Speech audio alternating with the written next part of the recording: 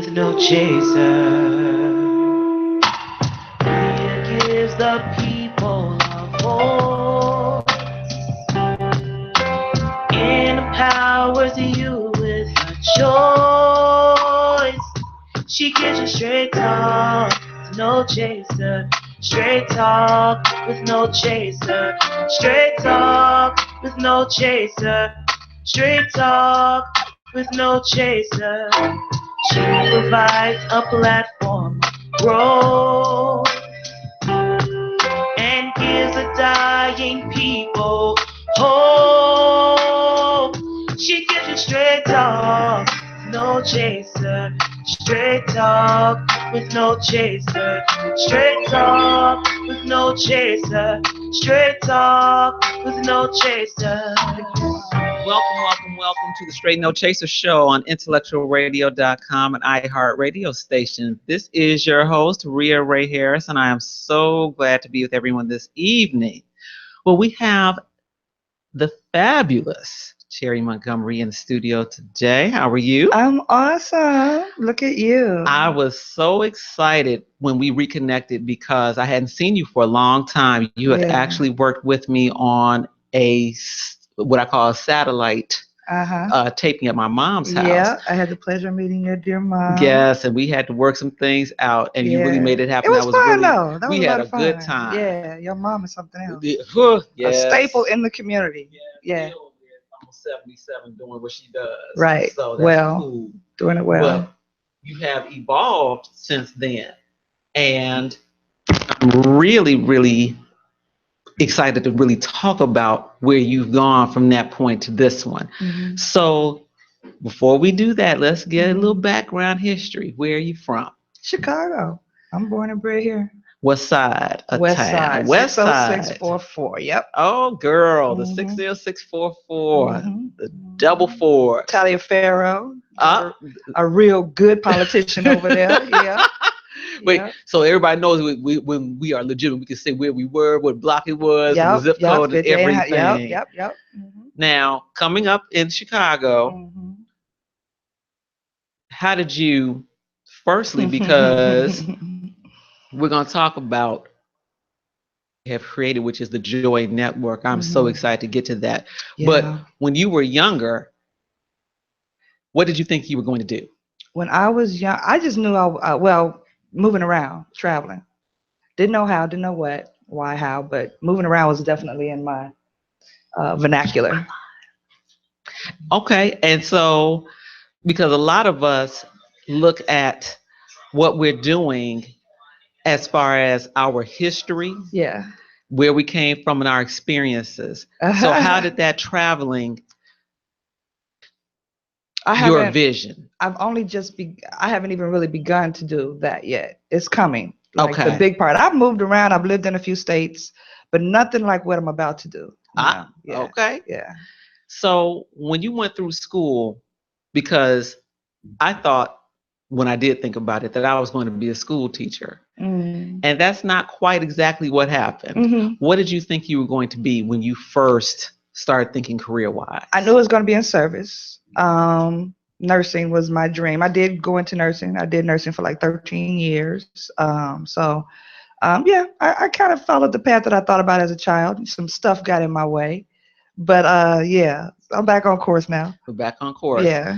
Now, once you transitioned out of nursing, what did you do? That's where we met. We met here. Yeah, actually activism, I would say, transferred me out of nursing.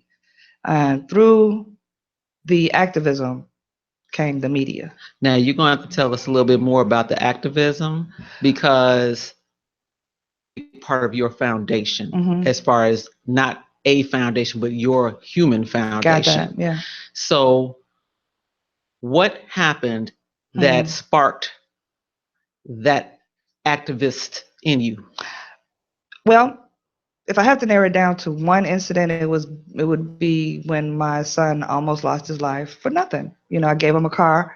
Gave him a car at his 16th birthday, And he was a football player. I'm still kind of wound up about that. I could feel my emotions, you know. And you Anyway, should keep on. so basically, his car was shut up with him driving it, and the driver's seat, had bullet holes in it. The door was, drenched in bullet holes, and he didn't get hit. His passenger got hit, but he didn't get hit, and that shook my core. I was already feeling some kind of way about the world. That shook me. They say it's always trauma that makes a person come into awareness or ascension or whatever you want to call it. But that was it. And let's use that as the before and after marker. Okay. Before that happened, what were you feeling? Because like you said, sometimes something to kind of say that's life is not what I thought it was. Yeah, well, that goes back way like when I was a kid. Something was just not right. I could see it, and it was clear. I told a story. Well, there is a story. I was in church, school, brought up in a sanctified church. I've experienced many different religions from different avenues. But I remember once sitting in church, and this man was telling a story about his trip driving back from Mississippi. And he said something to the effect of how he had stretched his gas. His gas lasted a lot longer than what it should have. It was like a miracle. He was testifying. And the church, gave him the stop your, madness. And I'm looking around. I was a kid at the time. I'm like, but you all said through miracles happen all the time. And it was just like I noticed, it was very visible to me, the hypocrisy. This openly, that it couldn't be possible when you say miracles are possible. Anyway, little things just made me look around and ask questions all the time, even in Catholic school. So when your son was put in a position that he should not have been put in, because just having a car, that changed his whole life too. But yeah, should not have convinced someone that he was worth shooting. Well, it was a lot. There's a lot to that. Number one, gangs started to infiltrate Proviso West. Okay, so you were in the western suburban area. Bellwood, yeah. And they decided that they would come after the athletes at the end of the school year. There was conversation about it. A gang by the name of the Rice Boys. We later found out that the Vice Lords started to recruit, if that's a good word, children younger and younger, and they recruited and put together this gang called the Rice Boys, and that was in the school. And the Rice Boys came after the athletes at the end of the school year. And so with him being an athlete, he was basically on the target list. Yeah. And the circumstances, wrong place, wrong time. Had an argument with his girlfriend and went to a party, which he doesn't do or didn't do. He does it now, but he didn't do very often. And at this party, there was some kids outside. There were kids in the basement. There were kids on the first floor. He was on the first floor. In the basement, there was a fight that broke out, and one kid got stomped by another kid, and it was pretty bad. So I could just see my son here and then, like, okay, I'm out of here. So he's leaving from the first floor. Just so happened, the kid that did the stomping was leaving from around the basement, and he went ahead and gave my son, he asked my son for a ride. Even though we told him not to do that, this is your car, you're not a chauffeur. He gave him a ride anyway, not knowing that was the kid that did it. So kids from a party left. They knew he left in a black Cadillac. And here we go. Yeah.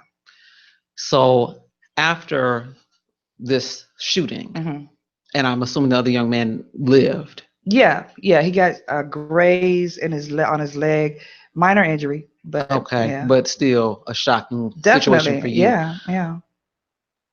The kid that did it got a second chance. The family was supposed to send him out of town. He refused to go. Now he's in jail on some other case for long, won't even see daylight again. But he had a second chance and he blew that. And that's a tragedy in the community that we're going to have to address on a big scale, one way or the other, or it's going to address us. And it is already addressing us as we sit here. Right. So that real change of awareness, because when it's your child involved, it changes things because it's personal. Or even the kid next door would change it because it's just that close. Right. Yeah. So then you got into activism. And with your activism came media. Yeah. So, because when we met, like I said, you were actually another host at Intellectual Radio, and you have since even another couple of steps further and created Joy. Yeah. Tell me the other word. Network, the Joy Network. The Joy Network. Yeah. What does, no, how did the Joy Network get born? How was it born? Accidentally. I wouldn't say accidentally. Nothing, there are no accidents, but it kind of fell in my lap. It did. I was a part of, I'm still am a part of different groups, organizations. I was at one particular meeting that involved people from different states. So we would have people that would call in if they weren't in the city at the time. And there was a strange face in the room this particular meeting. I assumed that he was from out of state for. And I made it my business, very quiet and reserved, sat back in the corner. And the spirit just told me, make sure you talk to that guy before you leave. So I did. And it turns out he was part of a cable network out of Harvey already and was kind of, weighed down by what he was doing. And I started helping out a little bit. Went into brought me on the team, made me just an employee. Then I became a programmer. Next thing you know, they were like, you need your own. And they helped me get that done. So it was really it just kind of fell in my lap. But at the same time, a few years prior, okay, I'll leave that alone. No. Well, the name, I was going to tell you how the name came about, but a few years prior, because of all the things that I've been doing and studying and researching, I was studying sigils. And sigils has a lot to do with trademarks. So I had made one because you were supposed to, you take a sigil by writing down the letters and you make a design out of those letters, and that's a sigil. And joy just came to my mind. So I made a sigil with the letters Joy, walked around with it in my wallet with this piece of paper for about 3 years. Wow. Didn't think anything of it, just tattered piece of paper that stayed in my wallet. And ran it to my partner, and now I knew what to do with that sigil. So it was actually a deliverance Exactly. of a promise that was made Right. previously. The name was walking around in my wallet the whole time. That's phenomenal. Yeah. So once you got established with the Joy Network, or vision for it? Oh, like activism, all about let's make black back, bring black back, and what's wrong. And yeah, I did that, and I launched it last year, January 2016. 2016. Was more than I could handle. So by May, I had to go on hiatus, which was a good thing. I see your face. It was all a good thing because I learned. I knew what I needed to do, what I needed to pull back on. I learned a few things, and I relaunched again this year. With your relaunch, what type of programming work offer? Anything that is positive. I mean, I'm not narrowing anything down. I don't like boxes. So it's very broad. I like entertainment, education, love, metaphysics. I believe that should be in our school system. Anything that's beneficial to the whole now. The only thing I'm eliminating is anything negative, And as if we don't have enough of it already. Yes, for sure. That is definitely contrary to your mission. Yeah. Now, when I think of work, there's so many options with how we have evolved technology wise. So with the Joy Network, what is the actual technology side of it? Technology. Meaning, are we on YouTube? Are we in a studio? How did you actually decide you wanted to have this set up? Well, it's only one way. It's AT&T Uverse channel 99. I decided not to incorporate Joy with my Facebook because I'm still very vocal about what's wrong with our leadership and just stuff. So I don't want Joy to be associated with that. So I don't talk about Joy on my Facebook. AT&T Uverse channel 99. Correct. And so is it similar to CAN TV? No. There's freedom to advertise. No limitations. Even very untraditional, unconventional. I tell all my producers or the potential producers as well, don't concern yourself with time. There's stuff on there that may run 20 minutes. There's stuff on there that may run 2.5 hours. I don't care as long as it's good and the message gets out. I don't have any walls, no barriers, no restrictions, sovereignty. And I want that everywhere in every aspect of my life and everybody around me. So, because I'm looking for people to support the Joy Network. If, let's say, Rhea Ray Harris wants to start a show there, what is the process? What I would do, I would find out where you are, what your goals are, where your mind is, who you are as a person, and what you want to deliver. I always consult with my producers. I want to know what their vision is so I can enhance it. I'm gifted when it comes to that. So I would actually produce my own show. You definitely would. Yeah. Okay. So, but I would help if necessary, because some people don't need help. So when I say, you know what, I'm really excited, I really want to come to the Joy Network, and we mesh. It's a matter of a time slot in a day. Your choice. But okay. One really good thing about the Joy Network is my producers get a lot of reruns. I make sure they do. And again, the sponsorship. I have one producer who already got two $10,000 sponsors. That's all hers. And another thing about it is she's somebody who is definitely all about the community. And one of the dreams that I had was to make Chicago a staple for bringing in unity, making unity common. And that was something that she wanted to do anyway, So every time we think a new thought, there's a spark. And I'm talking on a scientific level now. There is a literal spark. And everything that I thought about years ago is coming true now. So it's a manifestation. Yes, it is. And when people want to advertise, they would contact you and say, listen, I have natural skincare line. No, I have not. I'm using this as an example. No, it's just weird because I actually have a lady that did just that. One of my newest clients. See, I would say that's a talent I don't have. But somebody I know, a few people have that. Okay. They would come to you and they would get an advertisement packet. We would consult first. What do you want? Do you want to be interviewed, or do you just want to run ads? Do you want to run an infomercial type of thing? I mean, I really want to satisfy my producers. I want my producers' creativity. I want their visions to come across.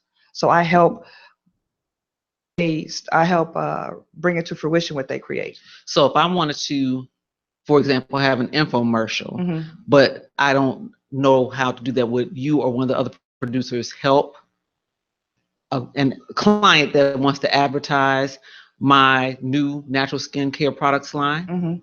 So that's how that would go. Yeah. And if you don't have your own, videography team, I have that. It depends. I mean, whatever your needs are.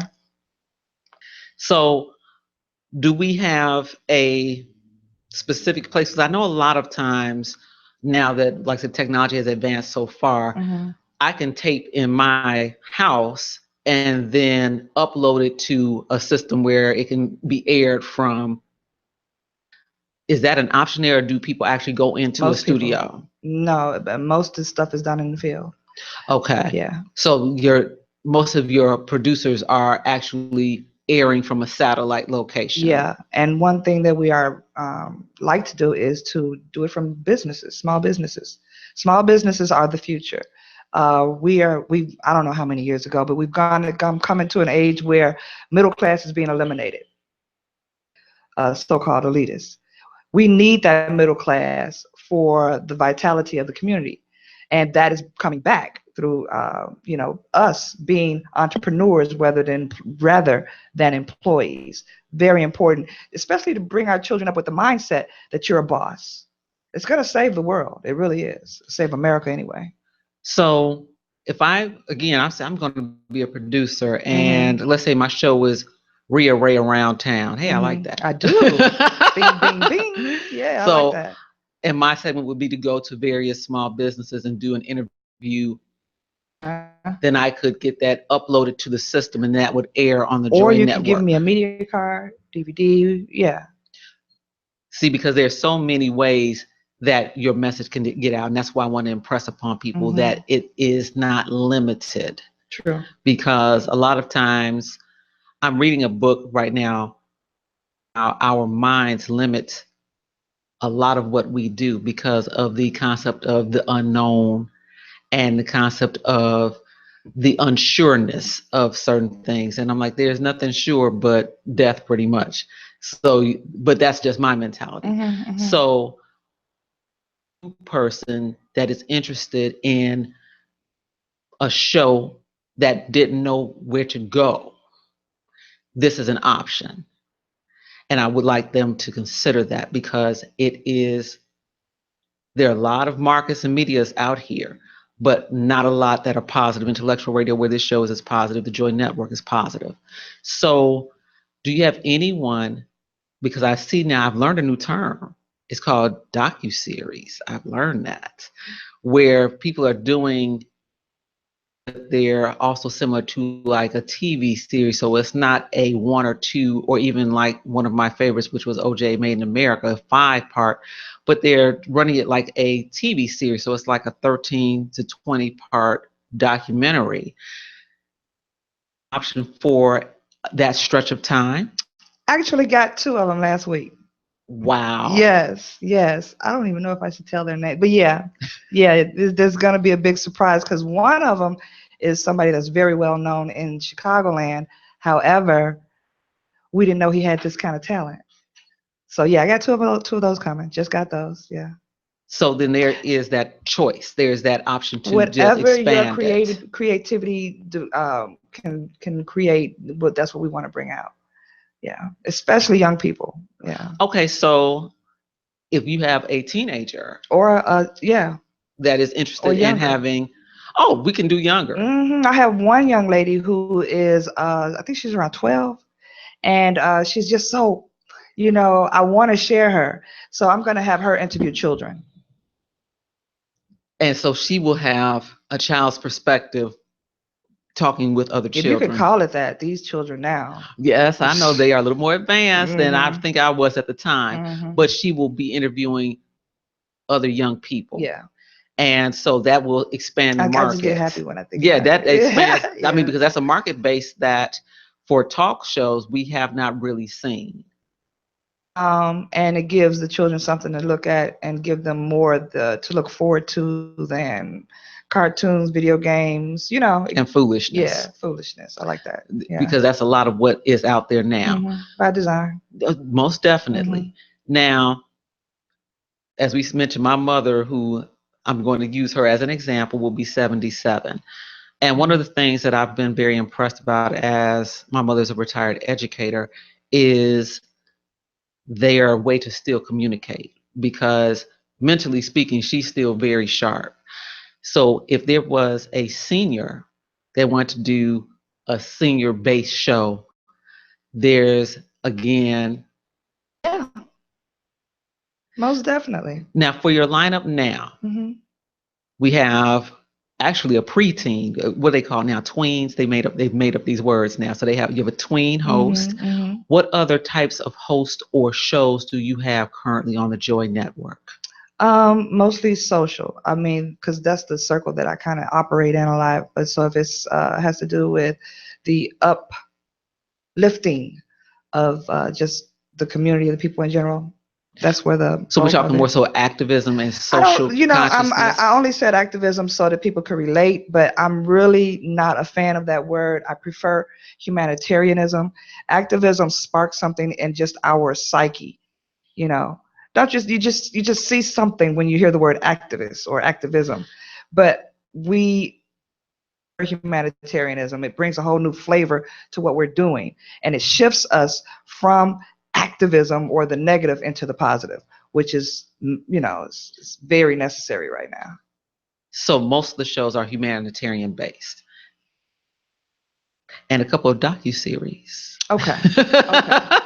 I don't like the limitation that implies. No, because that there is the opportunity to expound upon what's there and expand in their own mentality, because when you have that ability to voice, because Yeah. humanitarianism can span a bunch of things. I just saw a documentary this weekend called Seed, and it talked about how we are in this country dealing with unlabeled food, and how the seeds that used to grow quote unquote regular food are slowly being eliminated and being replaced with genetically modified seeds. Very important that we focus on food which now. was mind blowing for me.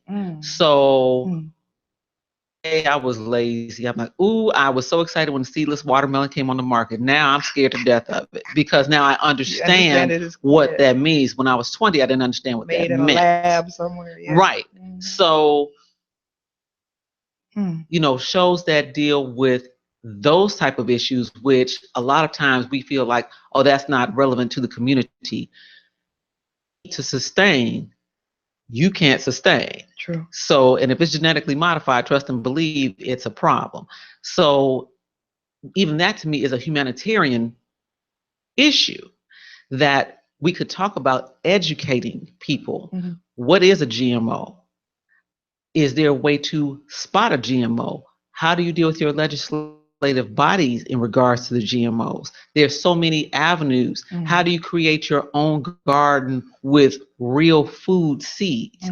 You know, those type of shows need to be somewhere. Yeah. I don't have well, I do have a food show. Sandra Phillips, she's a nutritionist. I'm sure I'm saying her occupation wrong. I'm so sorry for that. But she's more towards what we eat and why. She believes strongly in just eliminating salt altogether. We just don't need it. And it's true. You know, we are so used to accepting what was given to us as word, truth, and go with it. But we don't even need salt. It's totally unnecessary. You can I can't even begin to name the amount of seasonings we have out there that don't do any harm to our bodies, that we can use, that taste delicious. I'm starting to experiment with that stuff as well. We don't need it. I was fortunate enough to grow up in a house that was vegetarian, and I told people I didn't even know what salt was really used for, because it wasn't cooked with in our house. So even now I can taste salt if it's in your food immediately. You know, like when you used to do canned soup when you were sick, I could taste that because the salt content and the preservatives were so high. Yeah, me too. Yeah. And so now, yeah, all that's off the table. But that's what I'm thinking when I'm looking at what the Joy Network is able to bring out. It's such a big world as far as what needs to be discussed. Not just the food, which is big to me now. I've been traumatized. Not just and mentality changes, because you cannot change a behavior without changing the mentality. True. But things that we think are normal, like pollution, for example. I was checking that out on the way here. Because it's bad today. Speaking from a personal experience, I have a breathing issue, and I was really, really ill. But I planned a trip to Jamaica, and I said, okay, so badly that I had the nebulizer with me on the plane, and I just was really in bad shape. Stepped off the plane in Jamaica. Until I got back the following week in Chicago, I had not one breathing episode. And that let me know that, again, we're dealing with a pollution issue that is affecting health. So, again, that's a humanitarian issue that we may not view as that, but it is. Oh, it is. It is. And people are placed in different areas, positions to take care of certain issues. I couldn't do anything about the chemtrails being sprayed. It's bad today, though. I need to put that out. It's bad in Chicago today. But you know, there are people that are in place to take care of that. So I don't really focus too much on what I can't handle. Why? Can't do anything about it. So I focus on what I can handle. But now I will bring it up, you know, from time to time. But if I can't provide even or a ridiculous solution, suggestion, I don't even go there. I don't want people bringing stuff to me don't bring something to me without giving me some kind of solution, even if it's silly or you think it's minuscule. Give me something to work with. Then we can go flourish. But don't complain, and you have no solutions. You're wasting energy, time, and a whole lot of things. Mm-hmm. So for hosts at the Joy Network, you're looking at having an issue, perhaps, but then not just focusing on the issue, but focusing on how to turn that into a positive change. And we can do that without complaining. You could provide a solution without even telling why you're providing that solution. We don't even have to deal with negative anymore. We don't. We have enough wisdom. We have enough manpower. We have enough where we don't even have to deal with the negative anymore. I don't want it. You know what I'm saying? So, yeah. So that is cool. So now with someone active, because let me ask another question before I go there.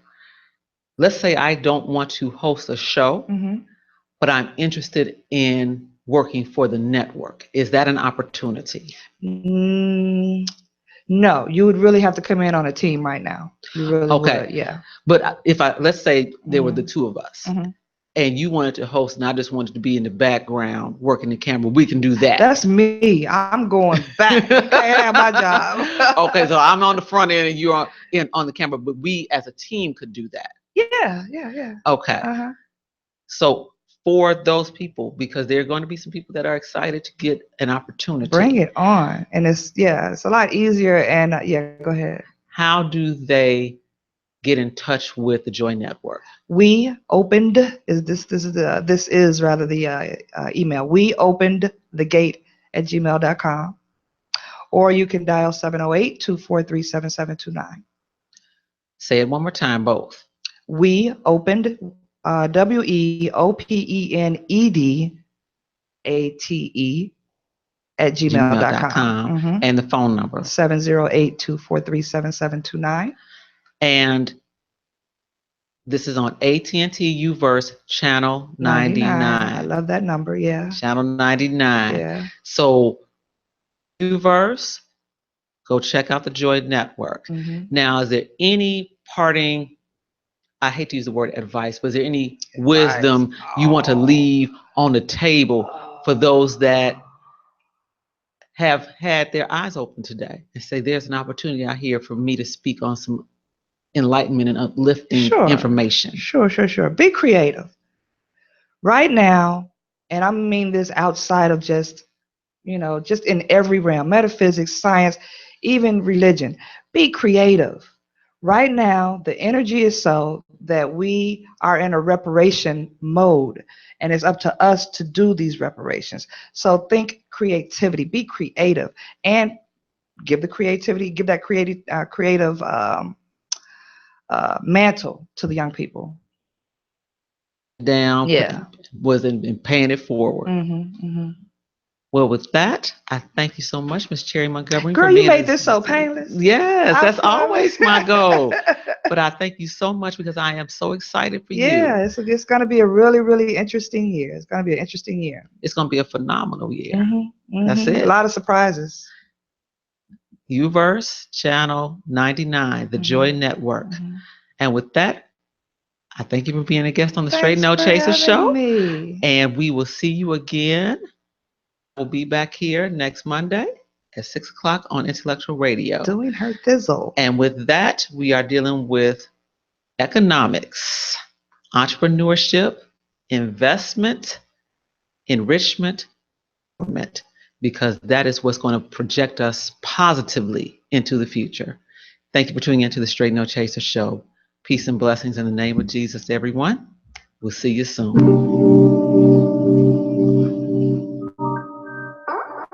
It's straight talk with no chaser. It gives the people a voice, empowers you with a choice. She gives you straight talk, straight talk. with no chaser. Straight talk with no chaser. Straight talk with no chaser.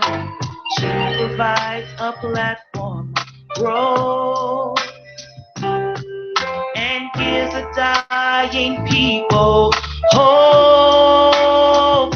She gives you straight talk, no chaser. Straight talk with no chaser. Straight talk with no chaser. Straight talk with no chaser.